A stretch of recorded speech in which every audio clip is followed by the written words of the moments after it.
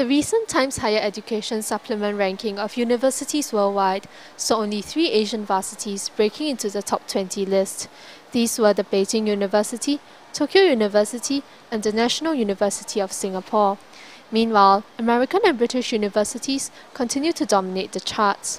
This, however, leads to the question of whether such rankings are truly representative of the quality of a university, especially so for the Asian universities.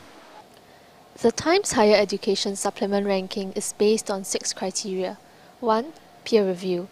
This refers to the opinion of academics worldwide regarding the university. 2. The employability of the university's graduates. The third criteria is the number of foreign students a university attracts, and next is the number of foreign staff attracted to the university. The last 2 criteria are the ratio of students to staff and the ratio of academic citations to staff. There are few Asian universities in other prominent rankings as well, such as those produced by the Shanghai Jiao Tong University and Newsweek magazine. One reason for this disparity is historical. Western institutions are generally more well established than Asian ones, says Dr. Benjamin Hildetenber, an American professor in NTU. Traditionally, the best universities have been in the West. They have a much longer tradition, they have much better funding, and they generally are in cultures that value higher education. Asia is catching up, but most places have had kind of they got a late start. They didn't inaugurate their universities until decades and sometimes centuries after the European and North American universities. So they're playing a bit of catch-up. For example, the history of Harvard, which is number 1 on the Times ranking this year, dates back to 1636. It has since grown into one of the most prestigious universities in the world. Besides having a relatively shorter history, some Asian varsities are also disadvantaged by their weaker English background, according to Mr. Martin Ince, contributing editor for the Times supplement. In China, for example, you see many good universities, some of which do work in English, some of which choose not to. The main disadvantage is to do with publishing. If they don't publish a lot of scientific papers in English, then their work's not going to be very noticeable.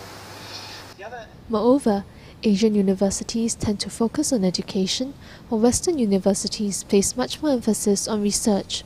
Considering that research is a usual criterion of academic rankings, Western universities would therefore tend to dominate the charts. I believe the emphasis is on education more than research. And that was certainly true here at NTU when it first started out.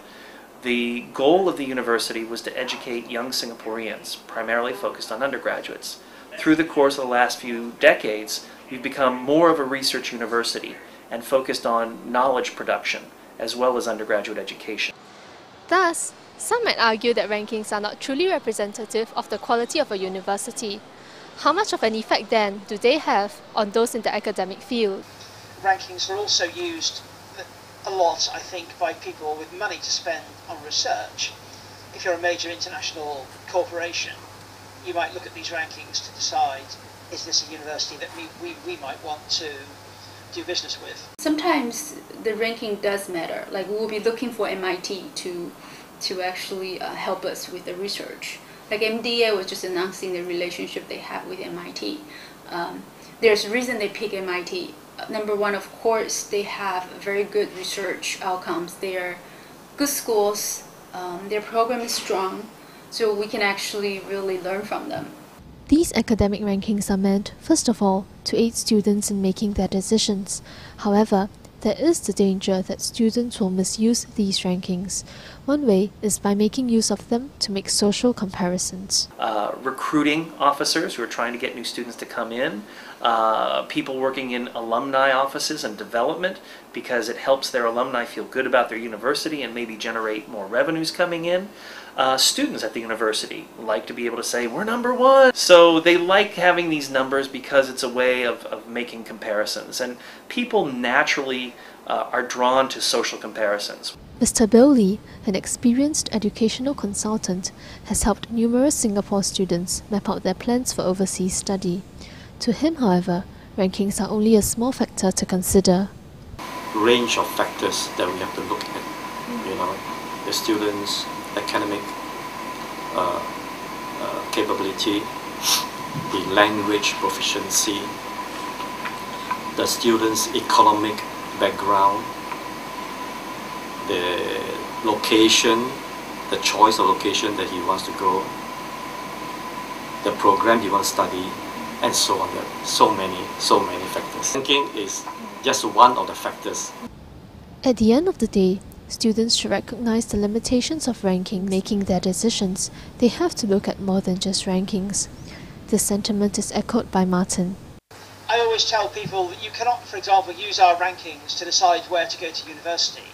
It would be extremely foolish of you to do that. You can use them to decide, what would be some interesting universities I should look at. We have become a society of rankings, as rankings provide a simple and even comforting way of looking at the world. However, although rankings may be helpful, one should always remember that they are not the proverbial be-all and end-all. This is Sarah Siu for Nanyang Spectrum.